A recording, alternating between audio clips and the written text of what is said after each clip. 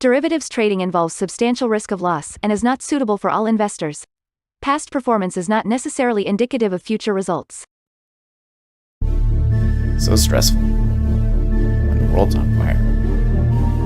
Good God. I can't look at this, guys. Like, my strategy is you buy it and you hope that you got a good spot. Yeah, but we all think you're crazy. You don't fight this. No way. The markets are freaking out and you don't think that anything is wrong? Come back tomorrow and I'll lose it all. Should be fun. Good morning, everybody. Do I sound okay? It sounds a little soft in the ear, but I think we're good. How'd you do without me this week, huh? Oh, wait, you know what the deal is that I do not have my sound on. You can hear the music, though, right? Yeah, you should.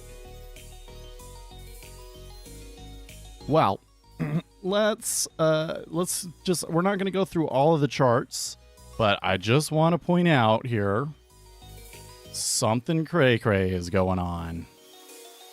In the Treasuries, they are buying that like mad. And I don't think that there was a number or a release or anything happening to cause that. So I am not sure what's going on over there. Let's make sure that we got the news squawk going here.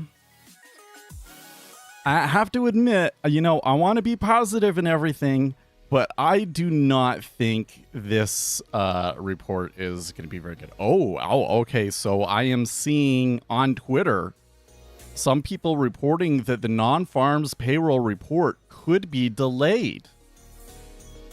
Which, I don't know. That kind of sounds to me like not a good omen. Ugh. Stay positive, Seth. Stay positive. It's hard to stay positive. Well, and the big piece of advice I got to give you on this non-farms payroll. I don't know. Like, in my mind, it's like I shouldn't have to say this, but I know there's a lot of people out there watching that have never done this before, don't know what's going on. The revisions matter. So you're going to get the headline number. There's a lot of stuff in this report, but they also revise the past 2 months of data. And the reason that last payroll's report was so crazy was because the last 2 months revisions were really, really big. So because of that, and because the market has such a strong recency bias, investors are going to pay a particular attention to those revisions. So when you hear the initial number, don't just like, okay, that's the way I'm going. Click, click, click. Okay. Could be more complicated than that. All right. By the way, good morning, Ray and stuff at 8-Ball, Octavius. How are you guys doing? I'm thinking I feel honestly a little bit I have mixed feelings about it because I'm really enjoying spending the time in the morning programming, but I do think that we need to start streaming next week every day. What do you think? Because, you know, like, it was the summer, there wasn't much going on. After today, it's usually not the case, and the liquidity increases. And at least until like the Thanksgiving-ish time, market tends to be really active, and this tends to be one of the most interesting times of the year to trade. So I would really like to be around to trade it. Okay, well, we got 15 seconds here. Let's see how this goes.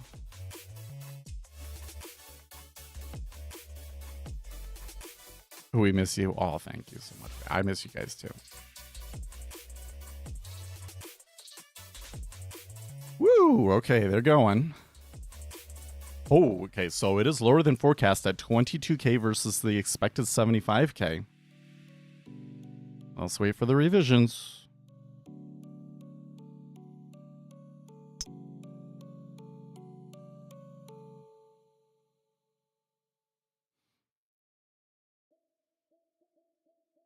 Okay, unemployment was 4.3 in line with expectations.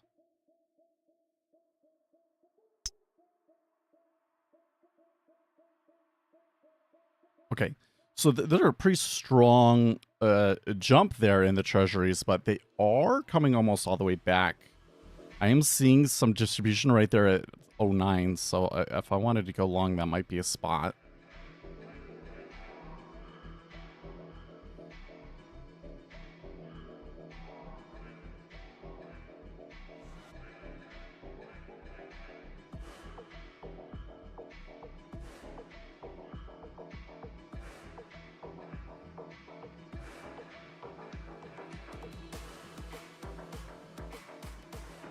Participation rate higher than forecast, 62.3.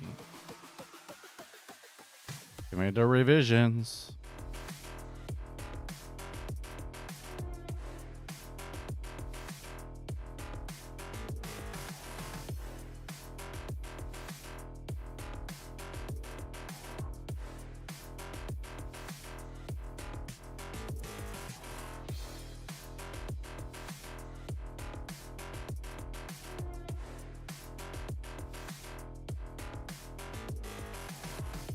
Okay, it sounds like that the revisions are actually slightly up.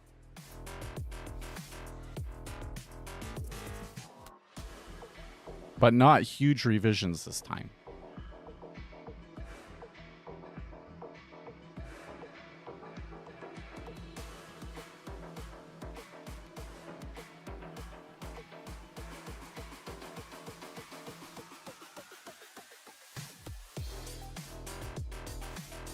Okay, U.S. changed the non-farms payroll August 22K. The previous 73K. Oh, wow. Okay. So they revised August down.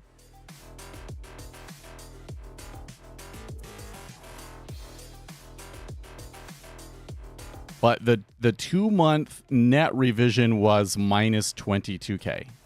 So it was not, they revised August down. They revised July up a little bit. Will rate cuts tank the market? Well, so this is the interesting thing, Brad, is that when the market anticipates that the Federal Reserve is going to start cutting interest rates, the historical tendency has been that the markets start to rally, at least initially. Because a lot of it is when they start to rally at that point, because the Federal Reserve is going to cut interest rates, they don't think, oh, we're going into a recession. They think, it's a mid-season rate adjustment sort of a thing. This is good for us. So they rally at first. And then what happens is a couple months later, like 3 to 6 months later, everybody realizes, oh, we're going into a recession. And they just absolutely dump stocks. So this is where I got to get in, my complexity and market microstructure kind of propaganda, if you will. The reason that markets panic is because nobody can afford it. The markets go down not because everybody's scared we're going to have a recession and it makes it happen. No, it's because people are losing their jobs. They literally can't afford to put money into the stock market. That is less buyers. That's going to cause prices to decline. And then, everybody, all of the traders and everything try to get ahead of that. And that's how we kind of get a market crash, right? So it takes a while for that change in the flows happen, even though the Federal Reserve is often ahead of it.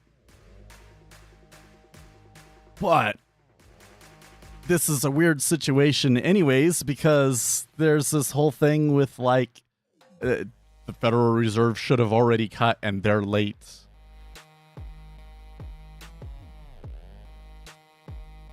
My voice news got disconnected. Let's reload the tab, I guess.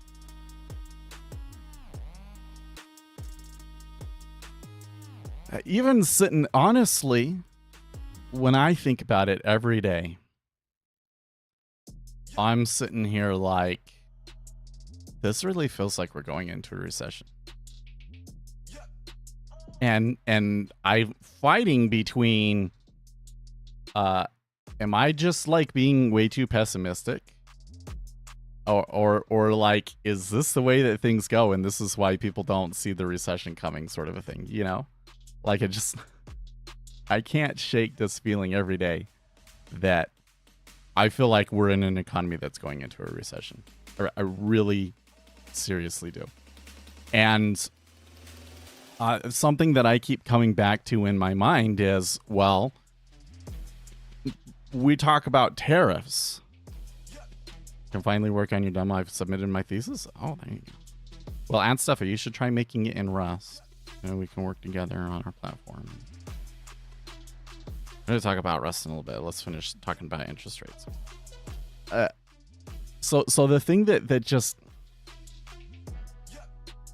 Here's the thing, guys. Tariffs. They affect the economy. They do. They're really strong impact. And the thing that bothers me is everybody is thinking about how tariffs will impact prices. Oh, the things that I buy, my computer equipment, all that could go up in price. Well, so far that hasn't really happened. There is more inflation than we would like, but we have not seen if companies pass those prices on to consumers completely, we would be seeing a lot more inflation, right? Which is partly why the Federal Reserve is like, well, inflation could continue to be a problem. Okay. But why is nobody talking about that it affects growth? Like the whole thing, the whole purpose behind the tariffs is to hurt the companies that have been taking advantage of outsourcing manufacturing out of the United States and advantage companies that are here in the United States.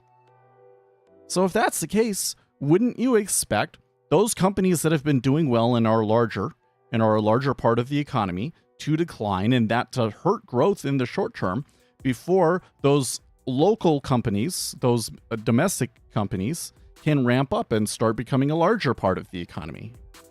It is straight up intended to hurt growth of some companies and help growth of other companies. And the hurting the growth of some companies effect is immediate, and the helping growth of other companies takes some time. So you would expect there to be a short-term decline in growth. And why? So I got all these people out there. Every time that we're going into a recession, and then I look on the internet, and people are like, see, I told you, Donald Trump and those tariffs, that's a bad thing. And here you can see the economy's going into a recession. I was right. Then why didn't you cut rates? Huh? If you knew it was bad, if you knew it was going to hurt growth, why didn't you cut rates? Oh, well, because we're worried about the inflationary impact of tariffs. Okay, how does raising rates stop the inflationary impact of tariffs? That makes zero sense. It's going up because of the tariff, and you increase interest rates. That's not going to change the tariff price. It's so stupid. And it's not just like, you know, I would expect Reddit to say stupid shit like that, but I see like full economists saying this sort of stuff. Now, usually they're not people that are experts in growth and interest rates and inflation and that sort of a thing. That's another thing that bothers me, is when you get economists that like their specialty is healthcare. Okay, well then don't talk about interest rates. You don't know what you're talking about.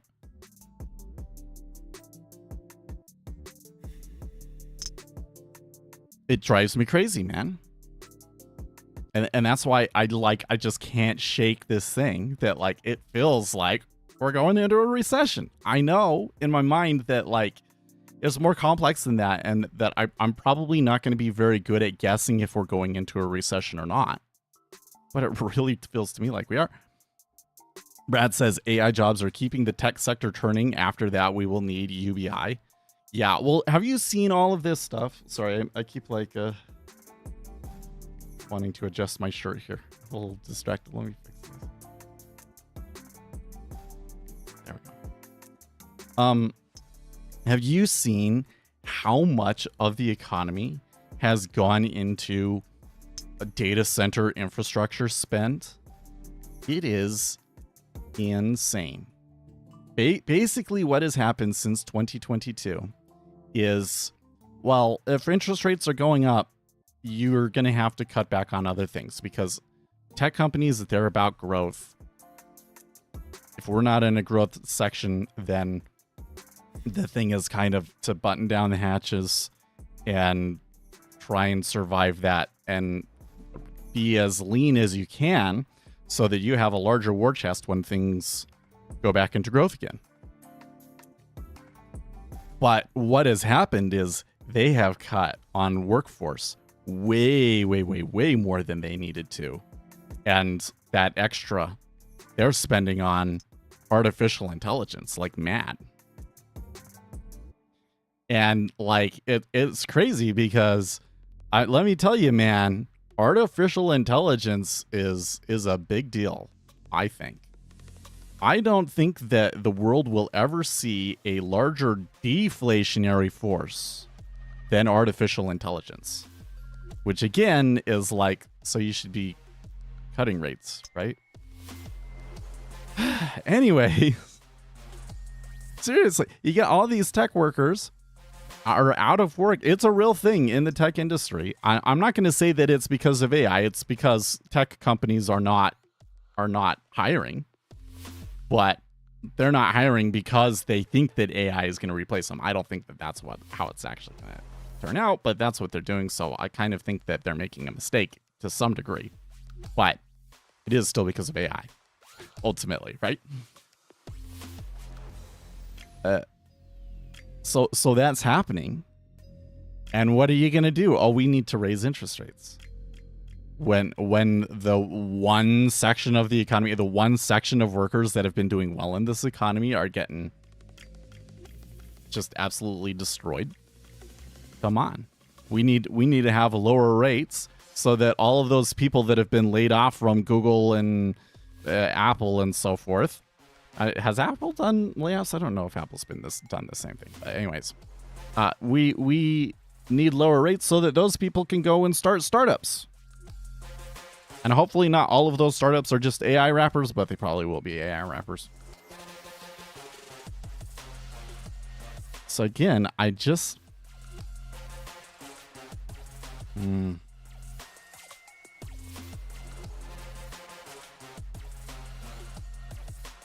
Okay, Octavia says 16 is on deck, heavy option interest, and at 13's evens as well. We are now in the money. Okay, very good. Yeah, well, so it was kind of interesting the way that played out from the order flow perspective, by the way, because at 09, I pointed it out almost immediately. There was like icebergs both sides there, and I said we're getting some sort of a distribution there, so that might be a place to buy if you think that it's going to go higher. That was the play, although they have not made a higher high, and I'm not sure if they will. It's always, non-farms is always tricky like that. This is a situation where I would think, yeah, I think it is a relatively major change to things, and so there's a good chance that they could continue going up, but it never does what I expected to on non-farms payroll day. So... Oh, by the way, hello, Amir.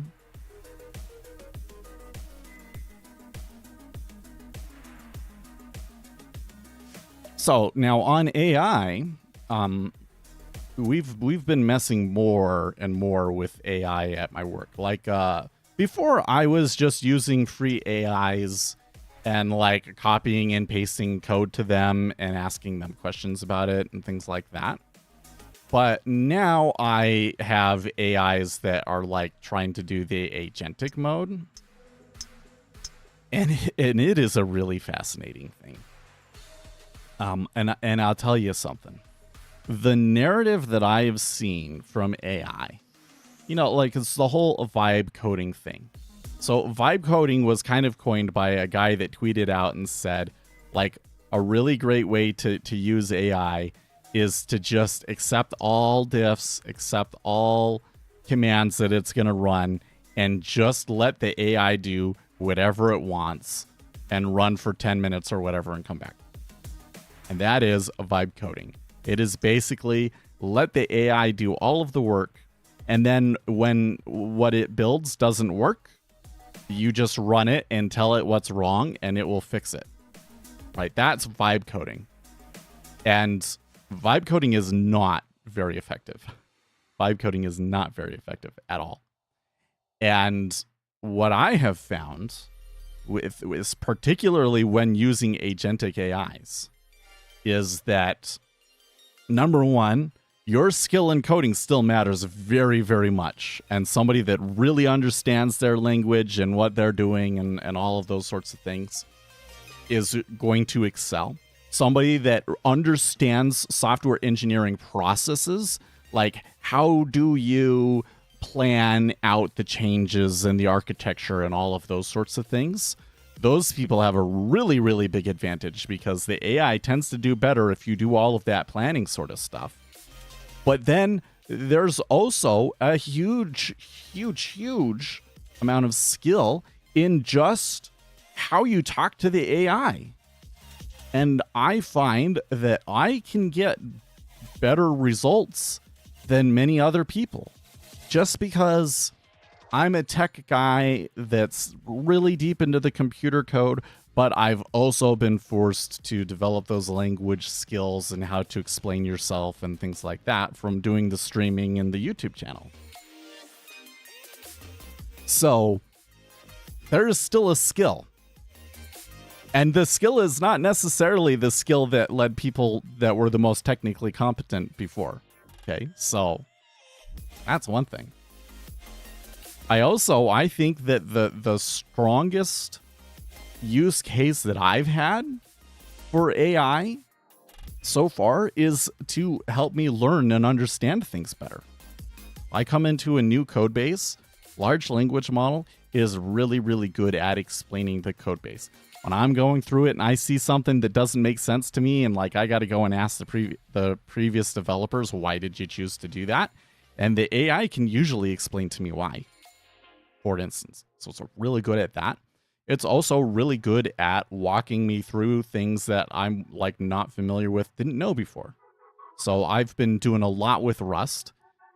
It is terrible at writing Rust code, but it is amazing at explaining to me like how to use Rust and why is it this way and not this way and why is this the best practice. Or it's really good at explaining Rust patterns, architectures, which has been incredibly useful for what we're doing. And so I have used AI quite a bit to work on my trading platform, but it was not vibe coded at all. In fact, is the exact opposite. It was I argued with the LLM endlessly to make sure that we understood the thing before I ever tried putting any code. And I might have spent more time than I would have if I was doing it on my own. But ultimately, it's a better application. That's where AI is going. Now, there was this study that was like, they had some developers use it and some developers didn't on these tasks and rate how long it took them. And they actually found that people using AI were actually 20% less effective. But there were some developers in that study that were more familiar with the tools, and they were 20% more effective. So again, knowing how to use the tools, there's a skill in it. To actually get the efficiency improvements out of AI, you actually have to know what you're doing. And you have to understand how to use AI. And the efficiency improvement that you get is not 10x, it's 20%. Which means all of these people out there saying, oh, we're going to replace all tech workers with AI. Maybe if there's really, really huge leaps and bounds of improvements in how efficient the AIs are at acting on their own. But as it is right now, that is not enough of an efficiency improvement that like firing all your developers is going to make you money. So I really think that a lot of people A lot of firms are making a mistake. You know who's going to take it on the nose the most? Like if we have a recession, and in a recession, I think that the AI market would collapse. Not necessarily because it's just like the internet. Like the internet was still like, ultimately was a huge growth, right? But a lot of companies went out of business because they just couldn't handle the recession, and that whole market collapsed. If we go into a recession, AI will collapse. And you know who I think will take it on the nose the most? Salesforce. Because that guy has been the biggest douche about it. Right?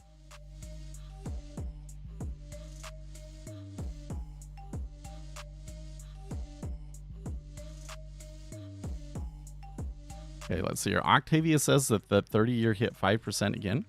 Now, we were way far away from 5%, though.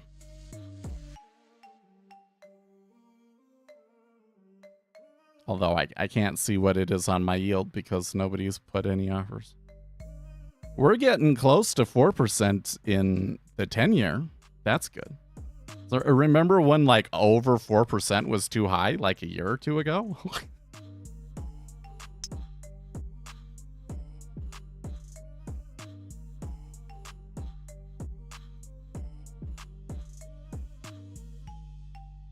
In the 10-year, when you get below 4%, granted, I don't know, probably we're still quite a ways. We're still 8 basis points away from that, so probably not today. But once you get below 4%, I think that you get some momentum in it. So let me just go back here. The accounting/tax industry is gone. Oh, okay. I should ask my brother about that. I haven't asked him about his industry in a while, but he's an accountant. And Stefan says, I don't think we are in a recession. Well, so I think I really like your comment there just because it kind of makes us realize something that, like, if we're falling into a recession, then the reality would be that we are already in the recession, right? They don't like officially define that it was a recession until it's over. But this would be the period. This would be considered we're in the recession. Yes, you're right. So you have to ask, like, are we in a recession right now? Well, about 30% of the economy is. But overall, we are not. That's true. And percentage-wise, like chances of it happening sort of a thing, supposedly, not a very necessarily high chance of us having a recession either. And yet I just can't shake off this feeling that we are going into a recession. It looks a lot like a recession to me. I can't. So one of the things that's been happening to me, can I segue into something else I wanted to talk about a little bit, is that, in trading, your emotions are a significant part of the deal. And something I am starting to learn is that I will feel the emotions of the stress even though I'm not consciously aware of it, right? Like, I am not, like, what causes stress? I need to do something and I can't do anything about it. And, it's could hurt me, and that's stressful, right? But I'm not thinking in my head, this thing is bad, this thing could hurt me, oh, I wish I could do something about that, I need to do something about that. All of the sorts of things that I think should be going through your head when you're stressed. No, instead, I'm just doing what I always do, but I can feel the feeling. It's like I'm forgetting to do something. There's something I should be doing and I'm not doing. Why do I feel stressed, right? And I feel it. Sometimes I'll feel, if I don't work out, I'll feel it for sure. But I'm working hard and everything. I come home, I'm usually exhausted. But then, especially when I'm like in that exhausted state and I need to eat, I really, really feel the stress. Really, really feel the stress. And I just kind of, maybe that's why I kind of feel like we're going into a recession. It's because I can feel the stress that I haven't felt since like a 2008 sort of a thing. Not consciously, but I am much more aware of my feelings now, and I feel it for sure.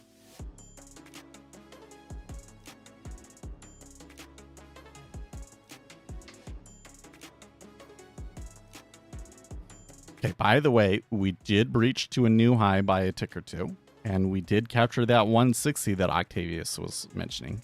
I thought, I really don't like the sort of the traditional technical analysis route of things, but I do think if there's anything that's kind of like a really simple technical rule that is proven, it's that there are humans prefer these large numbers, and we will tend to have difficulty getting to them. And then but if we do get to them, we stop through it, because people put their take profits before that number and they put their stop losses after that number. And that is, you can absolutely see that in the chart today here, right? Big jump, came back. Okay, we are going to make a look at the high, but what's this? It's hard to get through. There's kind of a ceiling, and then when they do bust through the ceiling, then it's just whoop, they just kind of blast through it. So Octavius's call there was a very, very good one. One of the few situations where I think he can kind of, and that one's not really the thing that I think is so funny about the reason I like to point that one out to people so often, if there's like new people in the stream, is because it's not some sort of a pattern like, oh, when you see a head and shoulders and the neck breaks and yada. No, it's a pattern that's literally just about a certain number, and 16 in Treasuries ends up being a big number because it's half of a handle. Zeros and 16s tend to have the most interest in them. Okay, Saf asked, how long do you think we have left until artificial general intelligence and the end of mankind? So I want to make some videos on this. I want to make a video about things to help you vibe code, because honestly, what's happening is everybody and their dog out there is trying to vibe code stuff, and then it doesn't work.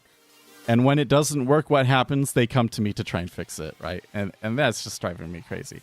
So if I can teach people how to vibe code better, I think that would be that would help us out, and it's kind of like really relevant right now, so that it could also be something that boosts the channel, even though it's not strictly about finance. By the way, if you're trying to vibe code trading strategies, don't bother. If you ask it to give you a trading strategy, the strategy that it's going to give you is either going to be completely stupid or something that you do not have the capital or speed to deploy. Okay. What is vibe code? Vibe code is the LLM does all of the work. If the work that it does generates errors, you just send it the errors and have it fix the errors until it gives you something. And then if you want to change add a feature to it, you just say, add this feature, and it might completely rewrite the application. And then you will have to afterwards fix it up and say, okay, you added this, but you took this away. You need to put them back. And it's not until you get the right vibe that it will be able to actually make the application. But the idea behind it was that you don't need to know anything, but if you can capture the right vibe, then the computer will do it for you, and you won't really have to do anything. It doesn't work like that, but that is the term that took off to explain using artificial intelligence. We should recenter. And it's kind of become like a marketing term for somebody writing applications with AI when they know absolutely nothing about programming. So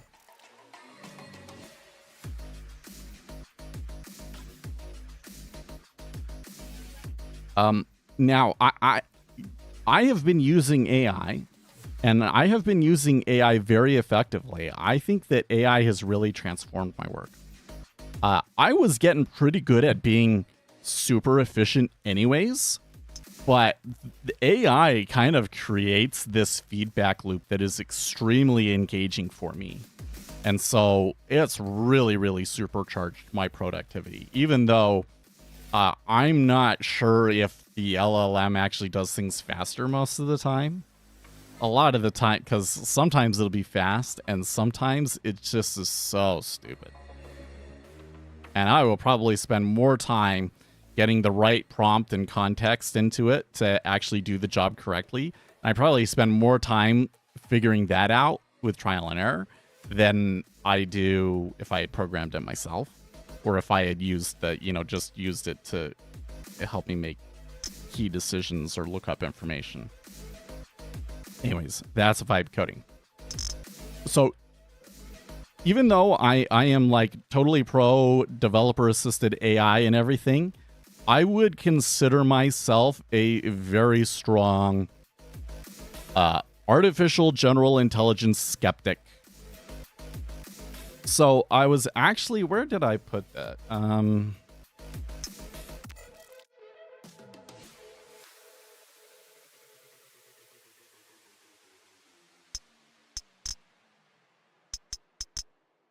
Yeah, here it is. Oh, it's not that one.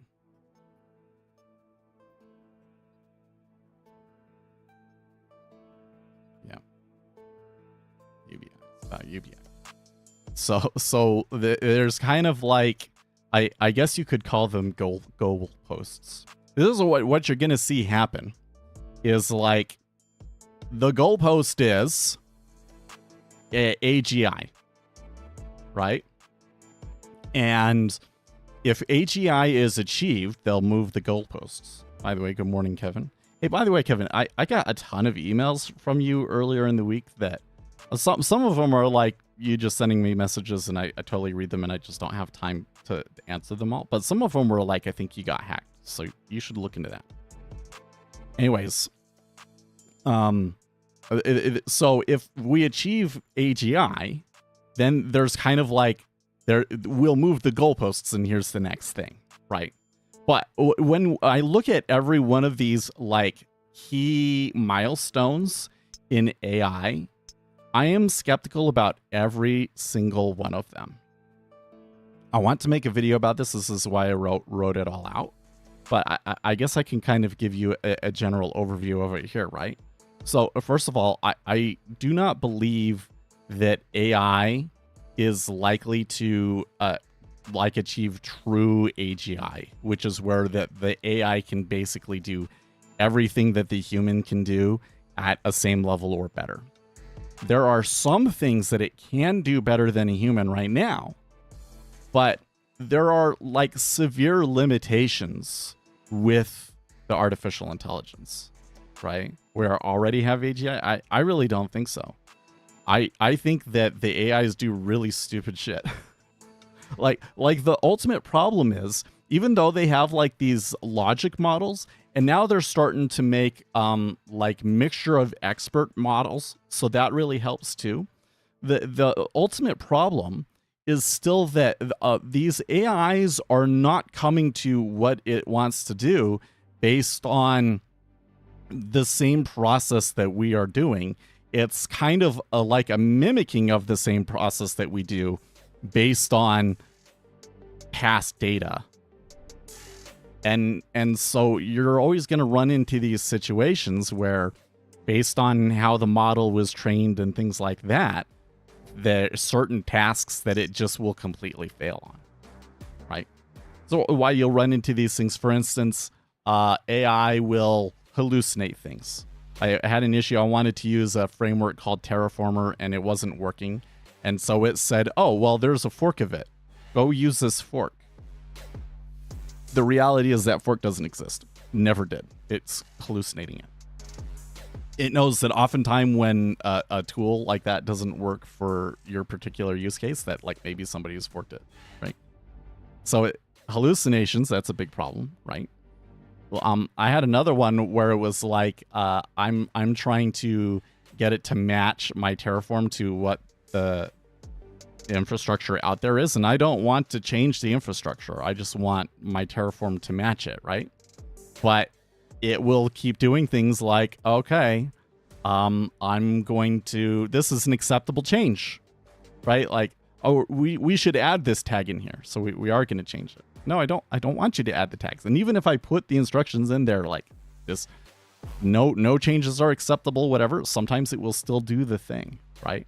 Because that it's text prediction, right? So there's a fundamental kind of, what would we call it? There's a fundamental drawback to the way that these artificial intelligences work that make them not as effective.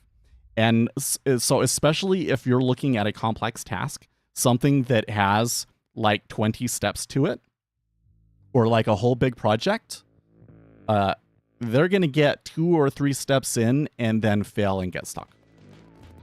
And there's a lot of tests out there and people working on it, but like that's where we're at. So we are not at AGI. And the issue is, and the thing that I'm skeptical about, is that you are going to continue to run into that ceiling unless there is a fundamental development in AI that's probably as significant of a development as large language models themselves. Okay, so that's why I'm kind of skeptical that it will even achieve AGI, right? But then we move to the next goalpost. Because just because you have an artificial intelligence that can do most jobs as effectively as humans, doesn't mean that it will be cheaper to use the computer. And I am very skeptical that we can build computer circuits that are efficient as the cells in our brain. There's advantages to the way that our biological computers work that I think that to make a computer that is as efficient as the humans are, that you're going to have to use biology to do it and like start growing brains. Maybe they'll do that in the future. That's what Metroid is, right? That's what Metroid is about. Okay, so there will be a situation where you can have artificial intelligence and maybe even artificial super intelligence, but that it's expensive. So humans still have a place because they're cheaper. Okay. Even if we do get it and they are cheaper than us, I'm not entirely convinced that the AI will just completely replace humans. Because people aren't just going to sit at home. They're going to find things to do that they can do that the robots can't. Even if the thing that they can do is that we know that they're a human. Maybe you have this future where you have all of these autonomous robots and they're trying to pretend to be human and they try and masquerade as human as much as possible because that's the only way for them to get jobs, right? Can you imagine that? You meet some nice girl. She has she's a really good job. She's doing really well at work and you get together and you don't want to have kids. You both want to work, right? And then you get there on the wedding night and you find out that actually she's not a human. She's a robot and she is using you, who is a real verified human. We know that for sure that you're a human. She's using you to fool the system so that people think that she's a human too. Right? But now she can't hide it anymore. She's a robot because you've seen the goods, right? But she's going to make a deal with you. She's got some other equipment. It works, right? And now you're part of the scam, right? Now you're helping her masquerade as a human, even though you know that she's a robot. And you're in a robot. Dude, that would be a good movie. We should make a movie. I'll write a movie about that, okay? You know what? I think this is something that everybody does. Like, you have an idea in your head about a story, and you're like, I should write a movie about that. And like, I bet you that if you went to go and write the script, that one, you would find that you're a really bad writer, or I would probably find that I'm a really bad writer, and two, I would find that the idea was actually a bad idea. But I could see that as a possible future. Okay, possibly. Maybe they do replace humans. There's the next step. What's the next goalpost? Markets. Because everybody, like, what it really comes down to, what I think is happening is goal seeking. People, they don't want to work, and they don't like the current system. They don't like capitalism, and the counter to that is communism.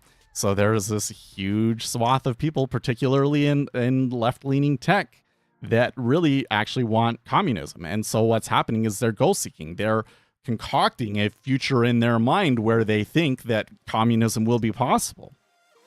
But the problem is, even if robots are doing everything, you still have to have a market. Why do you have to have a market? In order to have a functioning economy, you have to deal with the issue of how do you reconcile the competing forces of supply and demand. You have to have a way for people that have the thing and people that need the thing to share information when their goals contradict each other. You have to have a way of sharing information about supply and demand between competing agents. The only way to do that is a market. So the market could change. Maybe in that theoretical future, only robots participate in the market, but you will still have a market. Otherwise, how are they going to make decisions? This one AI is like, we need to use this compute to try and increase the amount of compute we have. That's the most important thing that we have. And then this other AI is like, yeah, but we need to use some of that compute to be able to improve the efficiency of crop growing. Otherwise, all of the humans are going to starve. And how do we decide which one of those AIs is going to win? Okay, that's an extreme example, but they're going to have a market to be able to decide these things about how they're going to allocate resources. That market might be different from ours, and I would hope that that market would include some things like, okay, but the interests of the humans are the most important thing. So we have to factor that into our price, right? You think we'll get a second leg? Well, I would call what we just had a second leg. So let's say, do we get a third leg? Yeah. Anyways, so this one to me is like absolute. If they pass through that goalpost, which is AIs take over everything and then a market is just not needed, then my whole life is a lie and I've been wrong about everything. Like, I really don't think that's going to happen. Okay, you have to have a market. Even if we get to that point, you're very unlikely to get universal basic income. Why are you unlikely to get universal? And that's not that UBI won't work. It's that it's unlikely to happen. What UBI won't work is a different point, right? I'm saying they won't implement it. Why? Because we're in a very complex system that's self-adjusting. And so if we do get to that point where we need something like UBI or whatever, right? The problem will have already been solved by the time that you would get everybody to agree on a UBI, because the system is self-adjusting. So, and not to mention that pretty much everything in our system is basically diametrically opposed to it. So it's just UBI itself, like being able to implement it, is just a pipe dream that is never going to happen. But let's say that somehow in this bizarro future, it does happen and there's a revolution and we're able to implement universal basic income. It's not going to work. It's not going to work because you give everybody money, then that will just increase demand in certain areas. And then the price of that thing will be too high and you can't. And then it's like, we're going to have to increase the UBI that everybody gets. And it's inflation. It creates inflation. Not to mention that it doesn't solve the larger problem of like, what are people actually going to do? Like, how are people going to find meaning?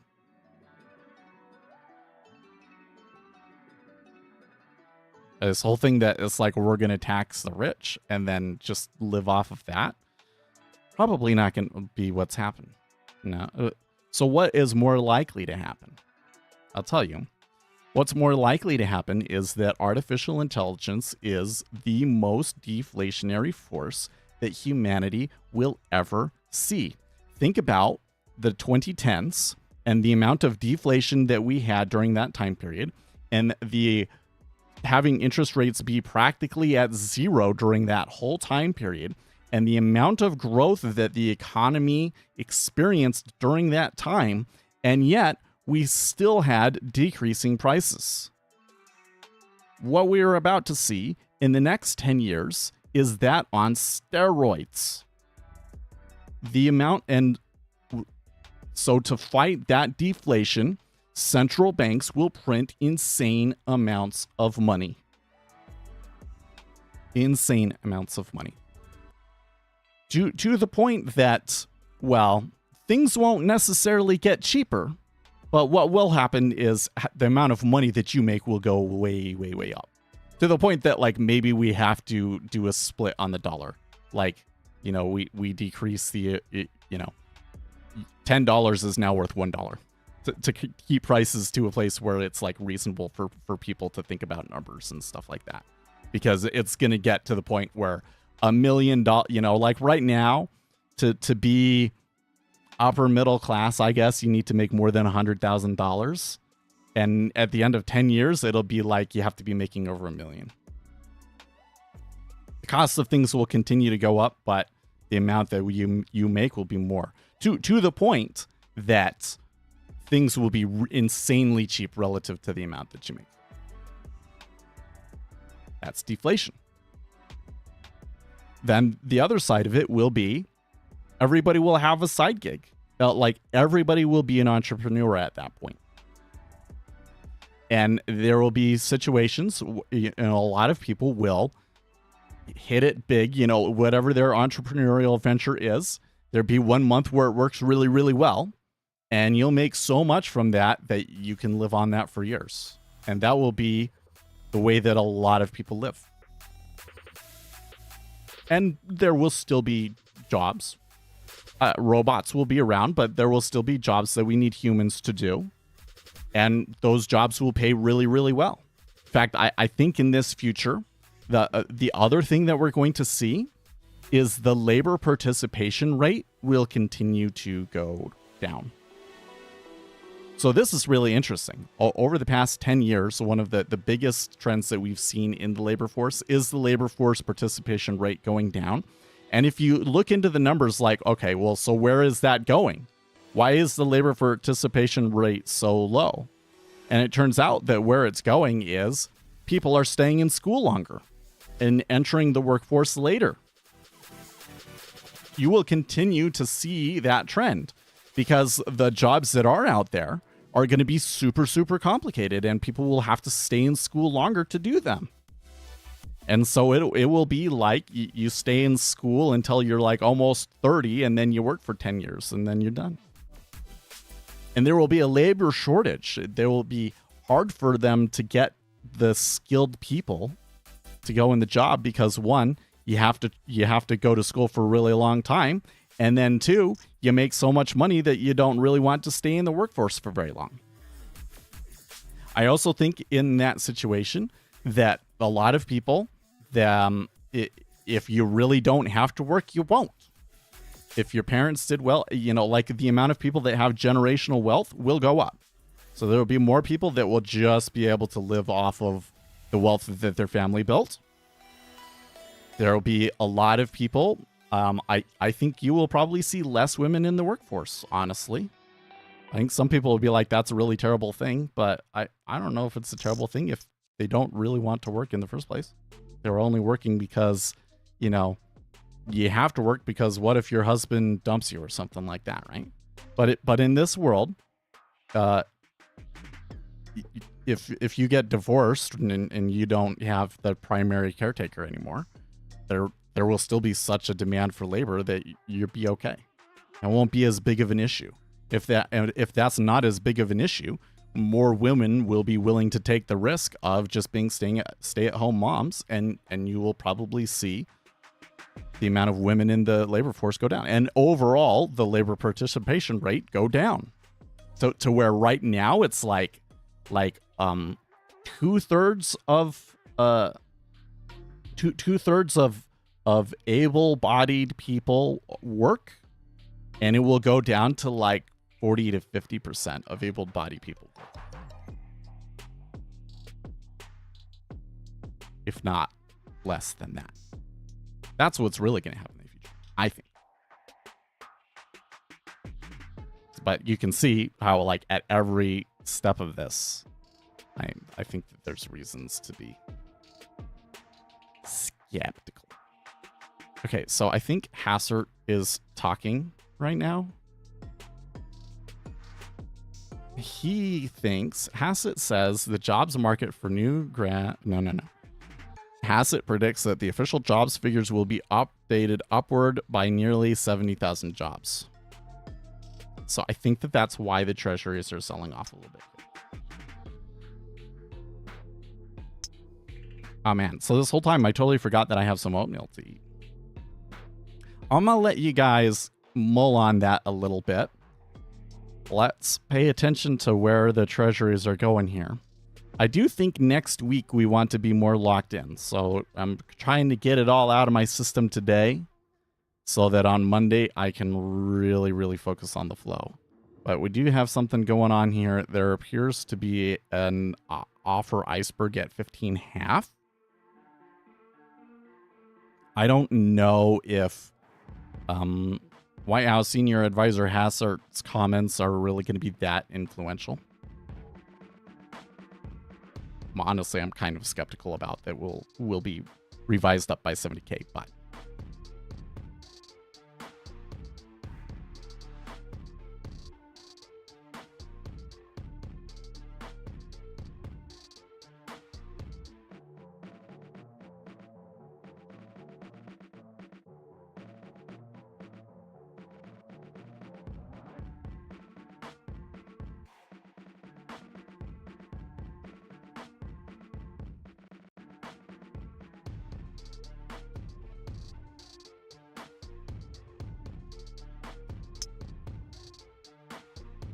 okay, so 7 seconds ago, another interesting thing from Nick Timros. The story at the Wall Street Journal right now is weak hiring this summer will make it easier for Fed policymakers to agree on a 25 basis point cut at their meeting in 2 weeks, but further muddies the debate over the pace of cuts after that.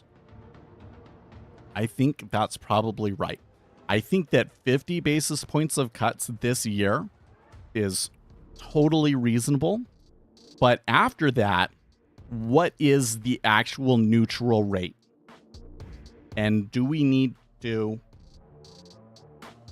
cut like a whole 1% or something? And if we cut and then we're not having a recession, like we get to February, no signs of a recession, we're still good.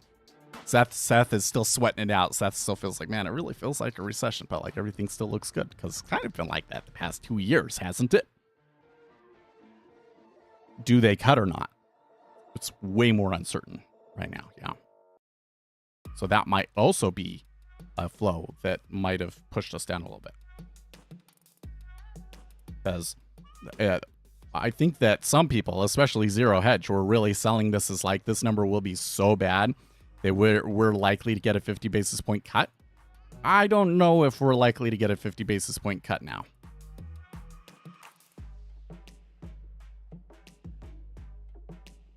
Okay. I should go back. I totally missed this comment, Anderson Leon. I'm 20 years old and I'm just starting in this world. What do you recommend? I recommend that you go to an Ivy League school and try to get recruited by Goldman Sachs or Citadel or some big quant trading fund, and trade for real. Right?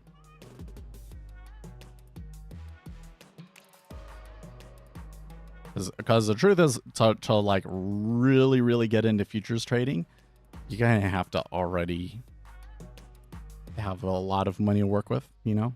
Because it really only makes sense for like you're a tech bro, you have more money than you know what to do with, and then you can risk some of that futures trading. And then you're going to be willing to sit at a desk, and you're already at the desk anyways, right? And all of those things. So that's kind of the thing, is like the person that makes enough money for it to really make sense for them to really go all in on futures trading. Like, what is it that they're doing that they're making that so much money that they're going to have the time to to spend in front of the screen doing that, right? That's why if you're 20 years old, the best case scenario is you go to an Ivy League school and you graduate in finance or quantitative finance or something like that. And then you go and you get hired by a quant firm, and then you can do real trading instead of this retail game that we play.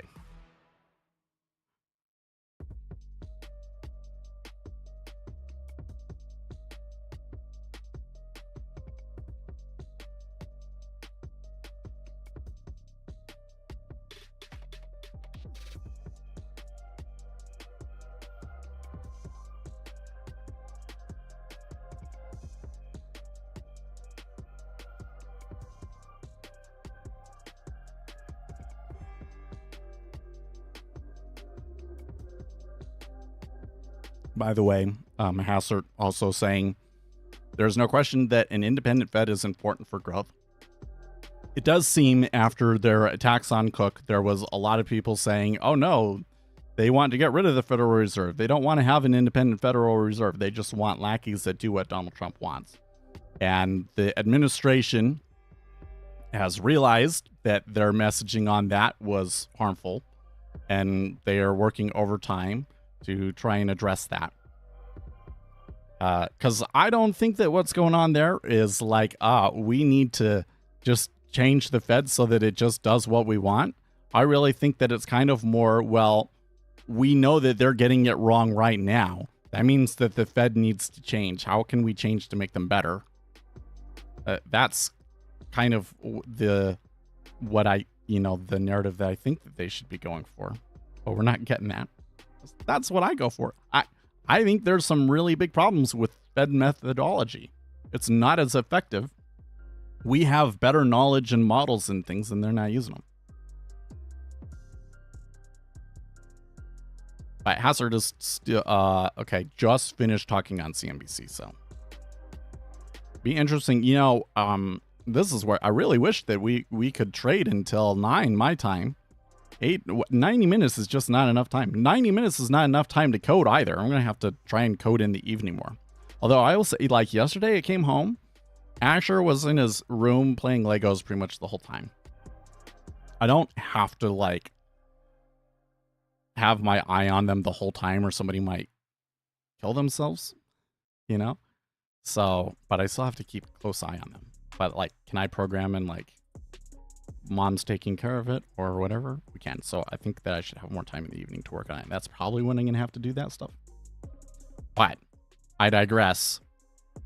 Where are we gonna go in the next 90 minutes after that? Did that put a lid on it and we can't make more new highs today? Or like there's not going to be a third leg? I don't know.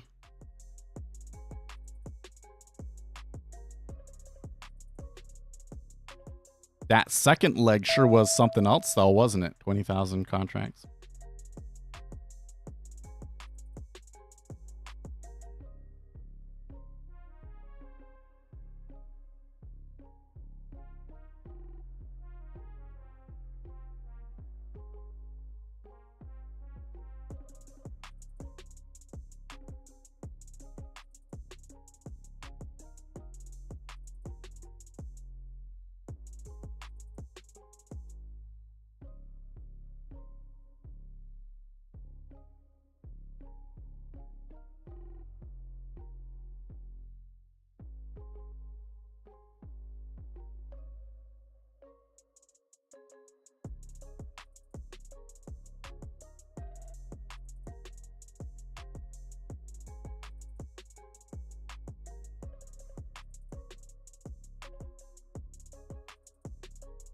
Okay, so Octavius is still saying, let's see if we get another leg of a meta order. I still think, okay, here's the news. Let's not count the news, okay? Yeah, that is a meta order in and of itself, but it's during different liquidity conditions.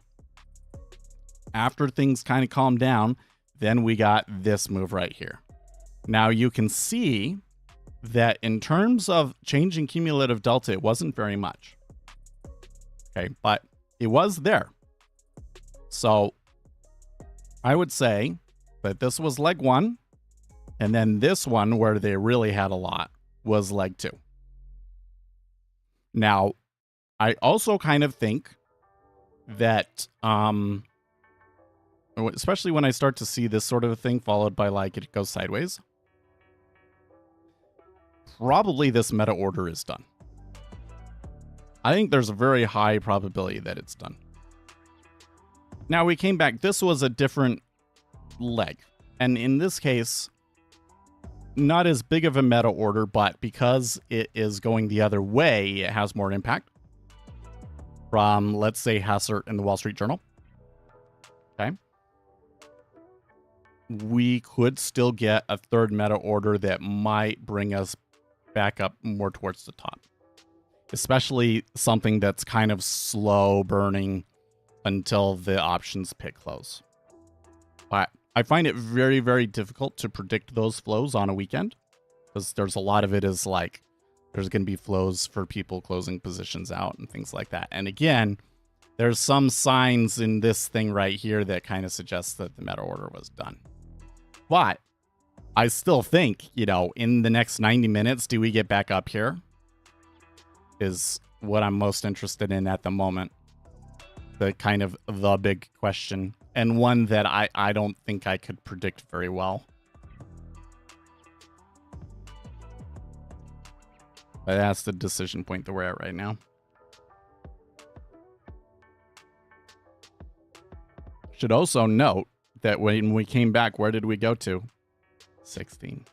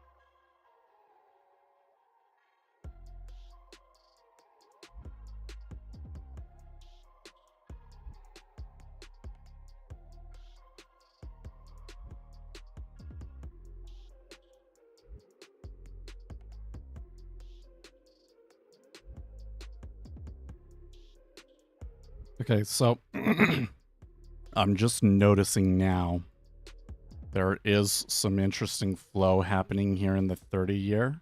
Some pretty severe selling. So that looks to me like a spread trade. That somebody is buying steepeners still. They may have already bought it on the 10-year, and now that everything is up and high, then you sell the 30-year so that you get the best price on the sell part of it. But generally speaking, if they continued to steepen, you would lose money on the 30-year part of the spread, right? So,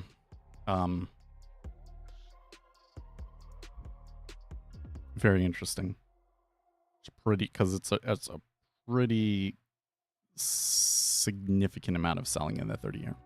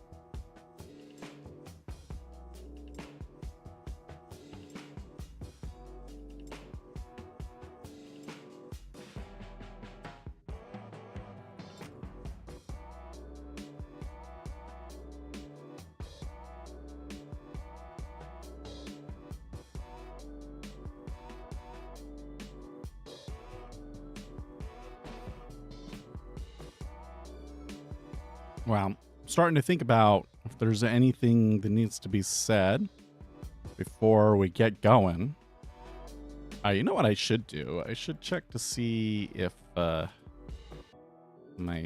fixed my issue.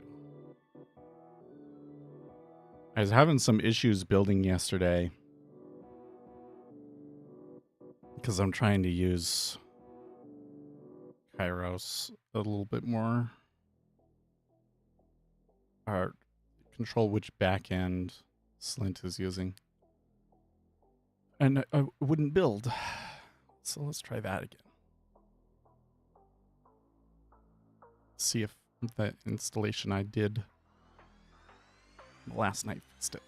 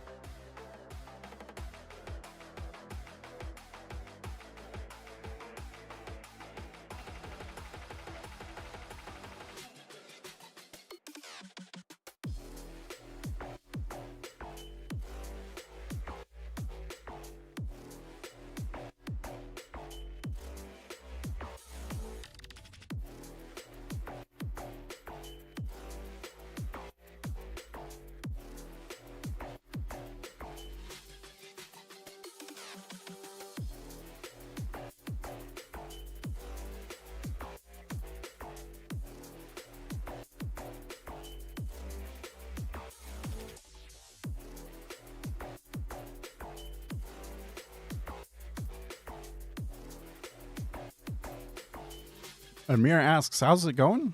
Not anything too interesting. Other than various challenges I'm experiencing building my own trading platform. It fight me every step of the way. I'm learning a lot. The deeper I get into it, the more that I'm like, yeah, this could be a big deal. Hey, it worked. It worked. Very, very good. I like that. Oh, does this one not let me resize it though? That's interesting.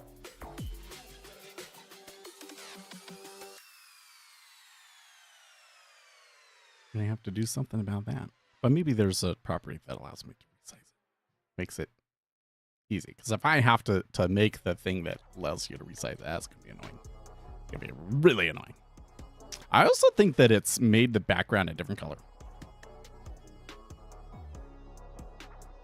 The Python bit works.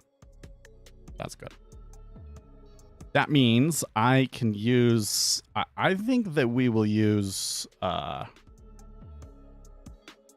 is it called? Skia.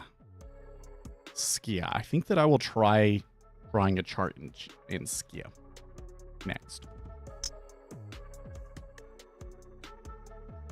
Although if I do anything over the weekend, it's going to be writing these artificial intelligence videos.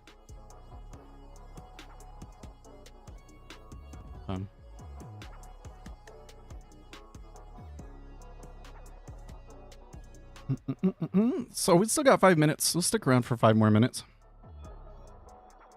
I'm just feeling comfortable. I'm wearing the linen shirt today. You know.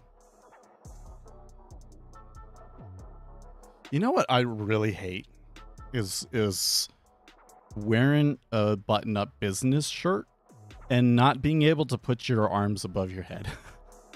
Hate that. I've come to like a button-up shirt more. When I was a kid, I really, really hated a button-up shirt. Now I kind of see the advantages of it. I really, really like a linen shirt.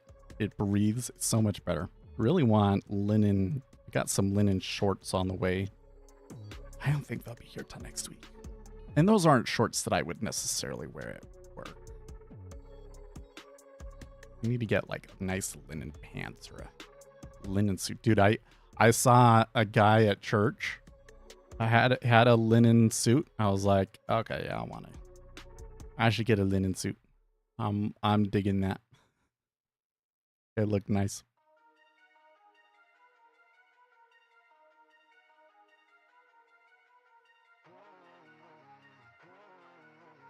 And I'm just comfortable and I don't want to drive to work.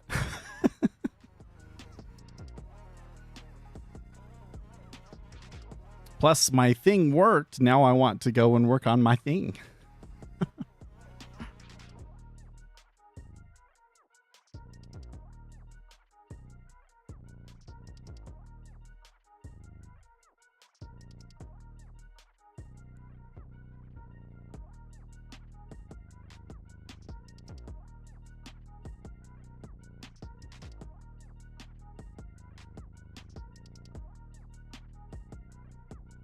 Got to tell ChatGPT, see what he thinks.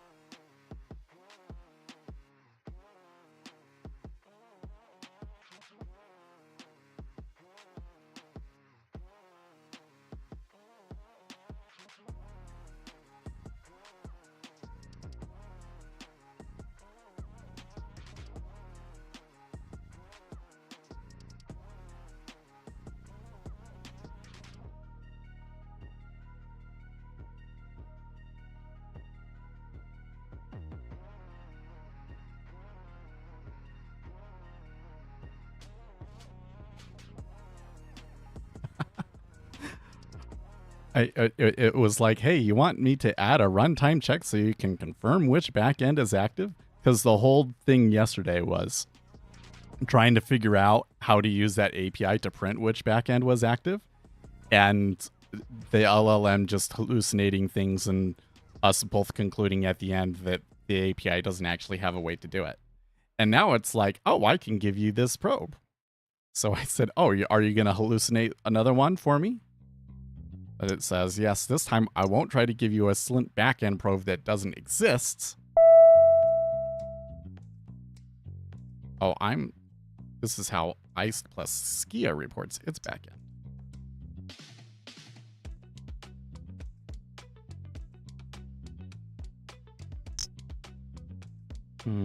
Okay.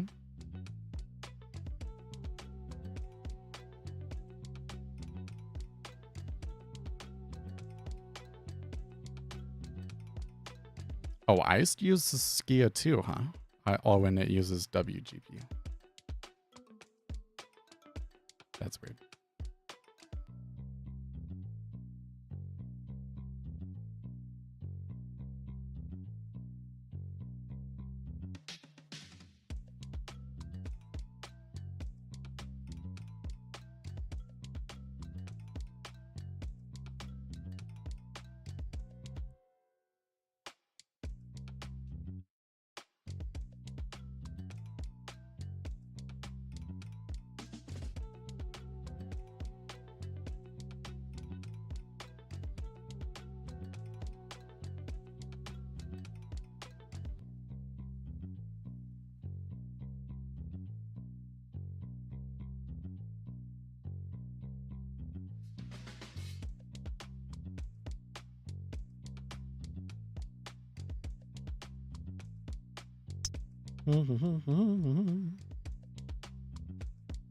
Some say that GPT reduces thinking power.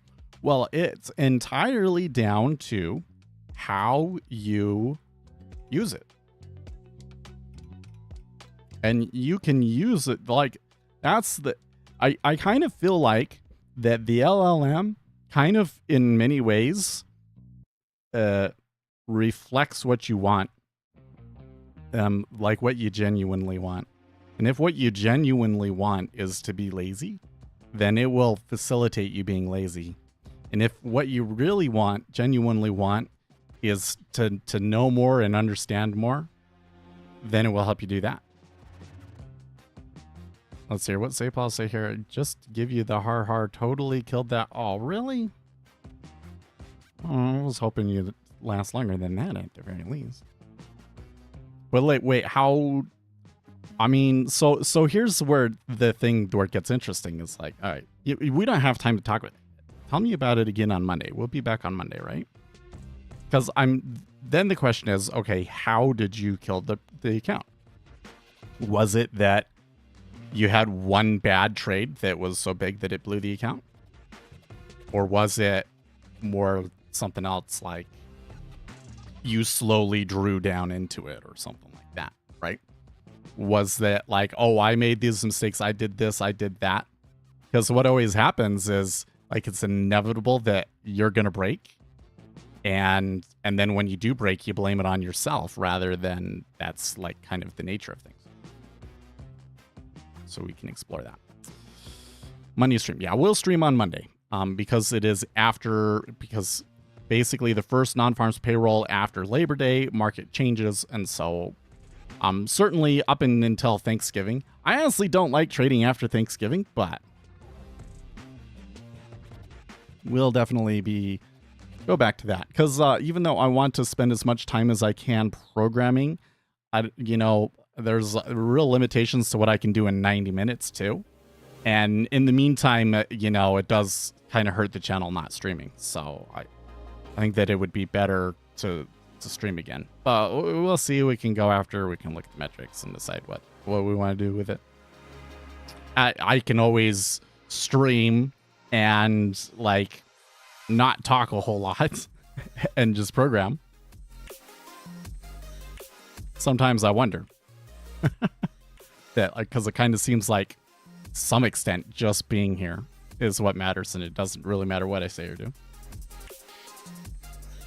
I'm very busy for trading. Yeah, no problem. All right, well, it's time for me to get going, so I will see you guys Monday. You have a good weekend. Get the rest. I think we're going to need it because September is probably going to be a very interesting month. In the meantime, stay excellent, team.